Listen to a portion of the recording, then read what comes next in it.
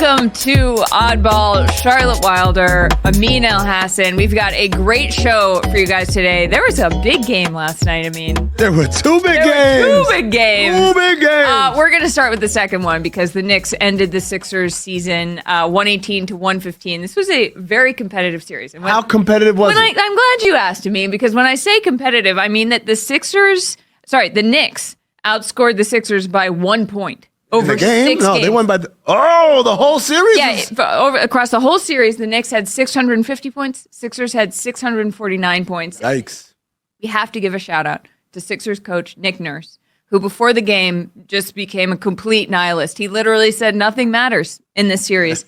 And he was correct. What did he mean by that, Amin? So he talked about like game 2, them basically the Sixers out-rebounding the Knicks, and the Knicks coming out with the win anyway. Then game 5, the Knicks outplayed and out-rebounded the Sixers, and the Sixers came out with the win anyway. So he's like, all I know is that nothing we do matters. This game is going to come down to the wire, down to the end of the game, and basically someone's going to win it in those closing moments, and that's exactly what happened, Charlotte. Exactly what happened. The Knicks were up 3, and 11 seconds left. Instead of letting Maxey, giving him a chance to shoot a 3 and tie the game and go into overtime as they did in game 5, they fouled Maxey. Were very smart about it. He made both of his free throws, but then Brunson really took care of the ball. Sixers had to foul the Knicks. It was over. No, it was incredible. There was a couple of plays that stood out to me in the fourth quarter. First of all, Tobias Harris only having 2 shot attempts on the night. No point. And no point. Well, I mean, they only take 2. You kind of really limited your number of attempts. But he missed a big one down the stretch on the left side where he's wide open. That obviously, when the series is decided by 1 point, you say that matters. Damn, that really mattered. The other thing was the Sixers actually tied the game up, and then the Knicks ran offense. Brunson swing, Josh Hart wide open. And Josh Hart talked about it in the post-game press conference. It was clear that their instructions were, we're not closing that. We're not rotating the Hart.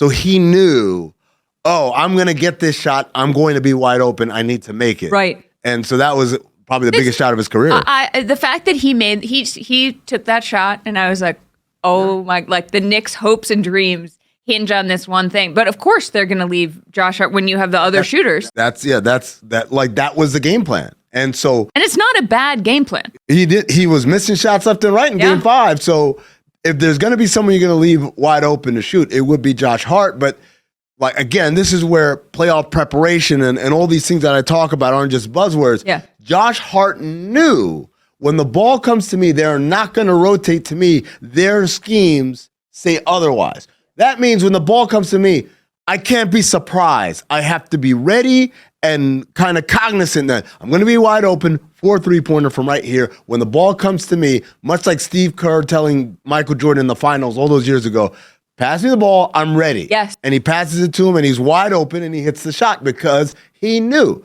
And having that knowledge, I had one of our assistant coaches, Dan D'Antoni in Phoenix. He used to be a high school coach, and he said in high school, this is what he would do. He would grab the fastest player, and he'd grab the slowest player. And he said, I want you to race, but slowest player, you're the one who starts. I'm not going to say 1, 2, 3, go. You just start running. And fast player, you got to catch up. And the slow player would win the race. And he said, there's a value to knowing what's going to happen, even when the other guy is bigger, faster, stronger, whatever. So Josh Hart knew what was going to happen, and he took that shot, made that shot. And then at the end, the perfect keep away. That was where I thought, this is where they're going to nick it up. Nope. They kept away. They passed. They hit ahead. They ate valuable seconds off that clock. What a game. It was beautiful. We're going to get to Embiid's struggles, but I actually want to go to Brunson because while we're talking about Josh Hart, he and Brunson were in lockstep. I love during a game when I see Brunson say, Josh, because the communication, they know each other so well. Yep. It's so innate. And he had 40 points for the 3rd time in this series. He's the first person to have at least 35 and 10 since Oscar Robertson. Right. We talk about he's the 2nd player in NBA history to do what he did in these playoffs. Pretty much, yeah. I mean, he's having an amazing playoffs, which is great. When you talk about the communication, though, they talked about that too, about the comfort level. Like Dante DiVincenzo said, we can talk to each other very directly, because we know it's coming from a good place. It's not, there's no agenda tied up in it. And Brunson pointed out, yes, we are friends. Yes, we have a comfort and openness with one another. But it's been very important that we extend that to the rest of the team. So it's not a clique thing. This is a Knick thing.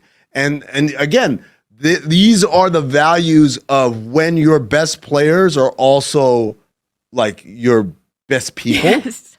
It infects the entire locker room. And again, that's why this Knicks team not only is lovable, but successful. Yeah, and the fact that they are self-aware enough to know, like, hey, this is a danger we have. We all know each other. We went to college together. Yeah. And they've been able to expand that. It shows, I think that, Amin, makes them more dangerous than people might think. Already jumping ahead to a Knicks-Celtics Eastern Conference Finals, if that happens. I don't think that would be a cakewalk.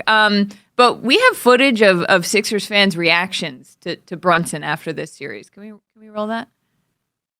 You really are the most devious bastard in New York City.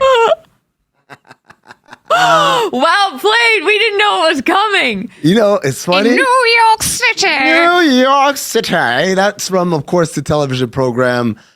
What we do in the shadows. The demons in the darkness? What we do in the shadows. And I saw the still earlier when they were prepping us, but it was so far back. I was like, why does that look like Laszlo? I'm like, it's not Laszlo. That guy's wearing a plaid shirt. I forgot that episode. Most devious. But I also, before we get to Pacers Knicks, because we know that's the series now, we talked about this on the Dan Le Batard show this morning. Yeah. We have to shout out Ryan Arcidiacono. Oh, he is an oddball favorite. For those of you who might not remember, he was teammates with Jalen and Dante and Josh at Villanova. He was the Knicks bench guy. He was the first one off the bench. He didn't score any points in most of the games that he played, which was for a minute and a half at the end of those games when the Knicks were up. And I want to say that I feel for you, Ryan. I hope I know you're happy for your teammates because that's what kind of guy you seem to be. But also, it's got to be a little bit of a bummer to watch him. We're thinking of you, and we hope you all reunite. Yeah, man. July 1, Knicks make it right. There you go. Or do at the least right Nets. thing. Nets sign him. And then get him back to New York. Yeah, exactly. All right. So Pacers won the series against the Bucks, and so it'll be Pacers Knicks. Wow, they don't have any history. But because the internet's these comments from Josh Hart have resurfaced. He said this on the Roommates podcast, which he does with Jalen Brunson. And it's some stuff that's not quite complimentary to Indiana. Ooh. Hell no, I'm not going to Indianapolis. I'm not. If I don't have to play the Indiana Pacers, I'm not stepping foot in that state. How about you tell your people, get you a little appearance where you could PJ. He would have said no. I do not want to be in Indiana for any All-Star break, anything. I am not an Indiana guy. You don't want to be there when you play the Pacers. I don't want to be there then. I am not an Indiana fan. But like, what Joakim knows, like this, what's good about Indiana?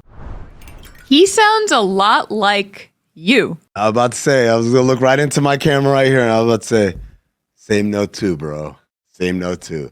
The difference is I had to for my job. He didn't have to. He got to go. Now he does. Well, he has to go to Indianapolis. I got to play India because he says I'm not stepping foot unless I have to play the Pacers. So he didn't have to go for All-Star. He didn't have to go to All-Star, but I did. But you know what, man?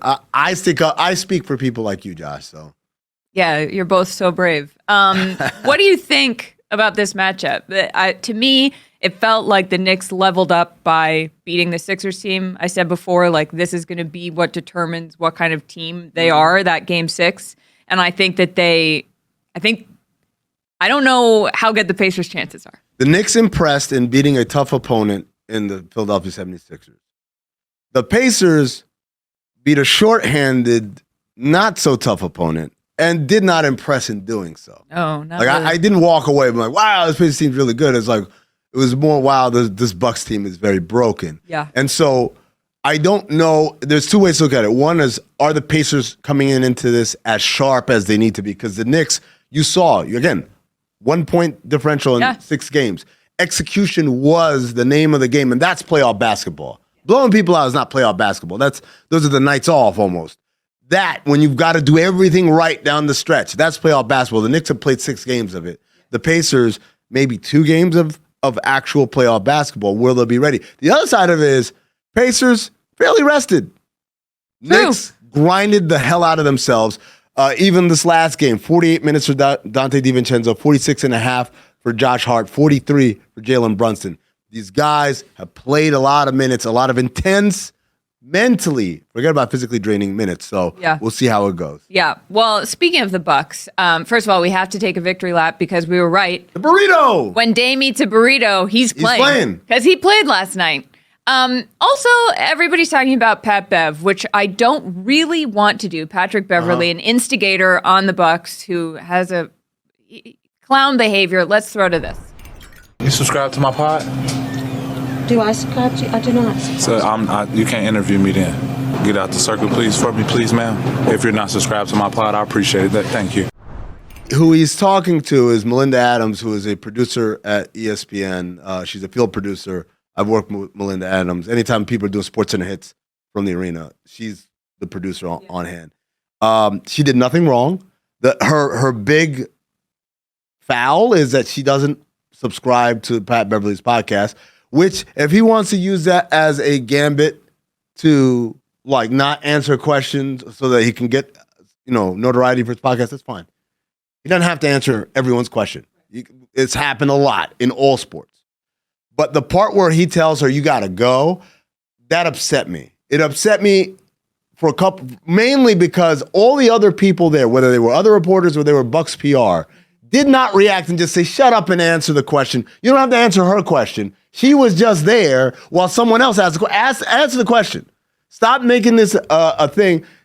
That was cowardly, I feel like, by everybody around there. Because, by the way, that's not LeBron James where you worry, hey, man, if I stand up, will this impact my career as a journalist? It's Pat goddamn Beverley. Who cares? Who cares? He's just trying to make noise. Melinda Adams said that he reached out and apologized. Okay, great, good job. The thing that I want to talk about, Amin, is that this has become the story out of last night's game, Patrick Beverley. No one's talking about the Bucks. What happens now? What happens to Doc? Like, this was a team that everyone was like, wow, they could win the championship when Dame was traded there. What happens to Dame? Yep. Last year, the Bucks were out in the first round again, and Giannis said this season wasn't a failure. People ripped him apart. Yep. Obviously, I know he was hurt. Dame had been hurt. It's a little different. I am not seeing any of that.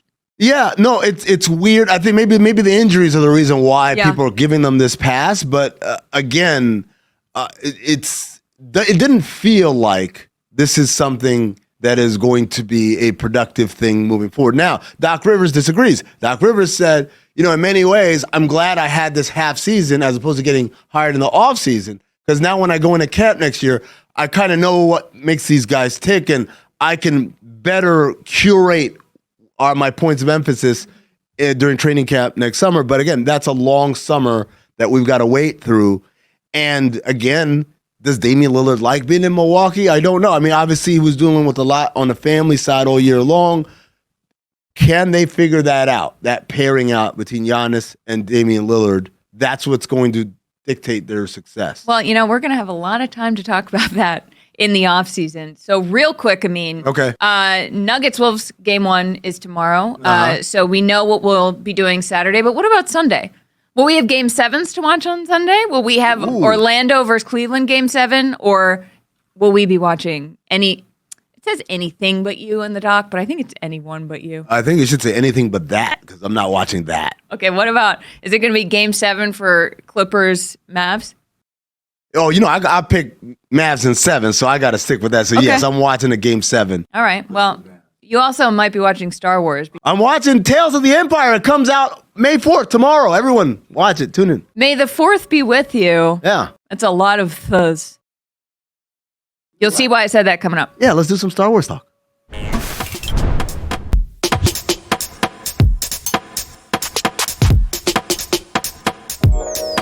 Charlotte, tomorrow is a very special day. It's May the 4th, right? This is official. Why is that special? This is official Star Wars Day. May the 4th be with you. Oh. The joke's like, may the Force be with you. Yeah. No, I've heard that. And so to celebrate, I'm going to explain Star Wars, something that you've never watched. Yeah.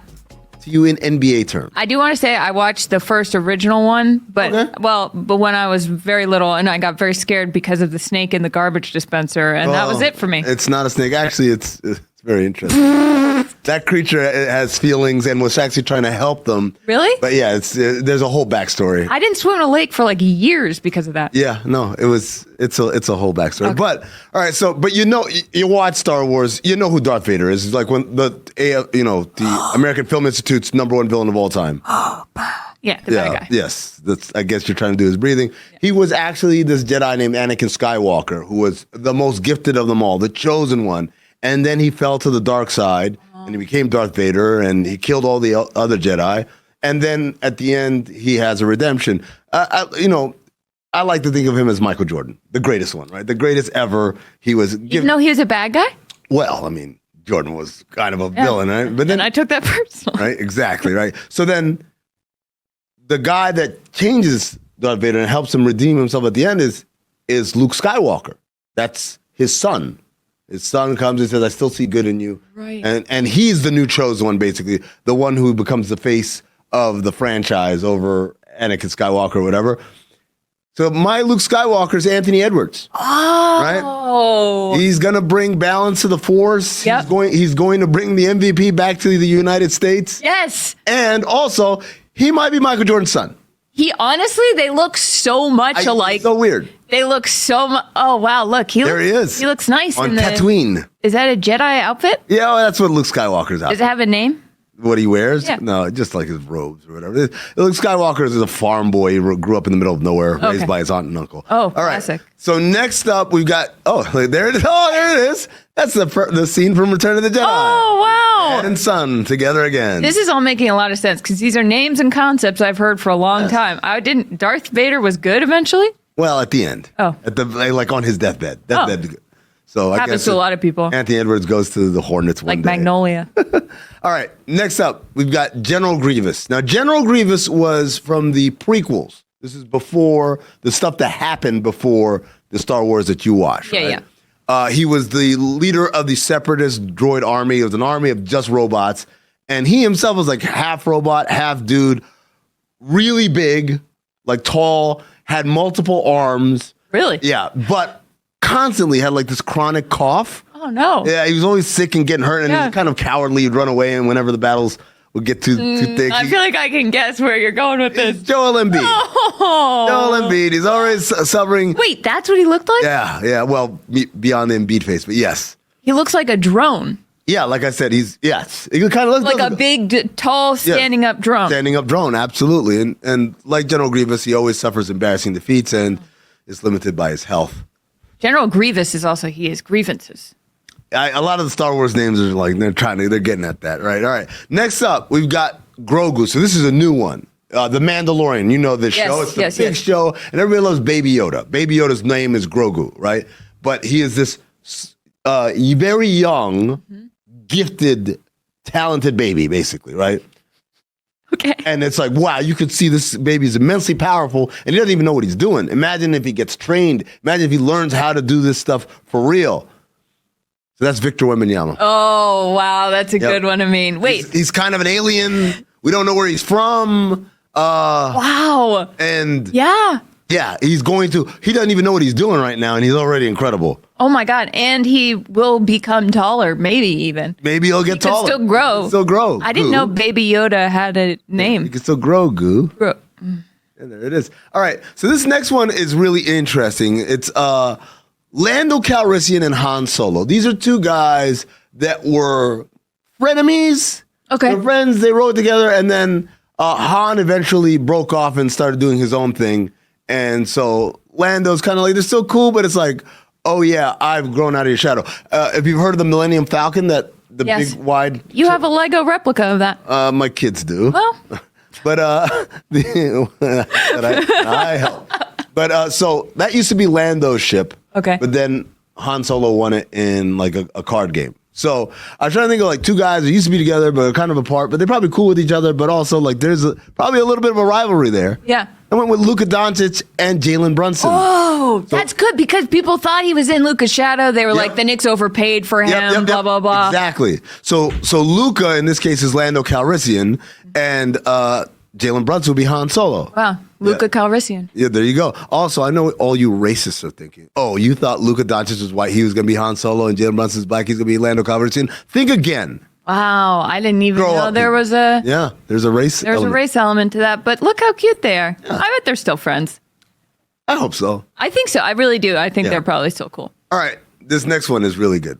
Darth Maul. Yes, on God's green earth is Darth Maul? Okay. I've heard Darth Maul, is that the red mask? Yes, the red and black. I'm like, we had Darth Vader, we had Darth is a term. Like Darth Ami? Lord, yeah, it means Lord in the Sith culture, right? Like when you become a Sith master or Sith apprentice or whatever, you get a title. You change your name. So Anakin Skywalker becomes Darth Vader. Count Dooku becomes Darth Tyrannus. We'll get to some other ones. And Darth Maul, as actually his name was Maul, so he didn't have to change his name. He just added the title Darth, right? But he was the main bad guy, Emperor Palpatine, Darth Sidious's apprentice, right? Okay. And this dude is a badass, right? A badass, but he's kind of like Sisyphus in that he's constantly pushing this rock toward the top of the mountain, but it never actually gets to the top. So everyone thought he was dead. He ends up alive and he rebuilds himself and terrorizes his entire galaxy, but he never gets to the point that he wants to get at, which is either revenge or power. Okay. It's never quite there. And that's Jimmy Butler. Oh, I was going to say maybe James Harden. No, it's Jimmy Butler. You think he's dead. He's not dead. He comes back and he starts bullying everybody. Gets almost to the mountaintop a couple of times, but just can't get over the top because he's destined to just not be good enough. And he has sort of a wicked side. Oh, yeah. He's playful and fun, but he will let you know. Was Darth Maul bad? Darth Maul is bad. Okay. But also he's kind of funny. Sort of funny. He has one-liners and stuff. Okay. He also went through a period where he was like legitimately insane. So okay. That also tracks. Is he? Yeah. All right. Okay, so now we're getting to the good stuff. So the new trilogy that came out, the Disney one that came out the last few years, whatever, there's a character named Kylo Ren. Kylo Ren is the grandson of Darth Vader. I have also wondered who that was. He is the grandson of Darth Vader. He's the son of Princess Leia and Han Solo, right? Oh. And Kylo Ren, his name is Ben Solo. Ben Solo was growing up, and he was being taught to be a Jedi by Luke Skywalker. And it looked like, okay, they're going to bring back the Jedi Order. This kid is good. He's very gifted. He's talented. And then he gets seduced and falls to the dark side and becomes the leader of the bad guys. He's awful. And it's like everyone's like, yo, you're supposed to be the chosen one. You're supposed to be the one. Like everyone thought you were going to be that guy. Yeah. And instead, you've let everybody down by being a villain. He's Ja Morant. Oh, no. Now, the good news for Ja is that Kylo Ren also gets redeemed at the end. So, is that Adam Driver? That is Adam Driver. And that is Ja Morant. I don't know how I know. Yeah, he looks just great. like that. Yeah. Just like the Adam Driver right there. Yeah. All right. So that means this brings us to kind of the end game of all of this. Okay. Right? So Emperor Palpatine, Darth Sidious, I mentioned him a little bit earlier. He was the bad guy in the first 6 movies, basically. And then we thought he died, but then Disney said, you know, it would be cool if we brought him back. So they brought him back for the last one. It turns out he was pulling all the puppet strings from beyond. Everybody hated him as the emperor. He was a really bad guy, but also, and put a lot of bad people in charge, but also kind of there are people who like reminisce on, the galaxy was safe and secure when he was in charge. Oh, no. Yeah. Who is this? David Stern. Tyrant, but people miss him. Got shit done. The spaceport ran on time, that so to speak. Oh, my God. Okay. Which leads us now, the main bad guy in the first 2 movies of the new trilogy is a guy named Snoke. They end up telling us that Snoke is basically a clone of Darth Sidious, but here's the fun part. Like, Snoke is the big bad villain in the first one, and midway through the second one, controversial, spoiler alert, earmuffs if you plan on watching it, he gets killed. And the person who kills him is none other than Kylo Ren. Oh, my God. Even though he's also bad or whatever. Yeah. And that means that Snoke is Adam Silver. Wait. Yes. Adam Silver. Kylo Ren is Ja? Ja Morant. Yep. Yep. That's how you do it. May the 4th be with you.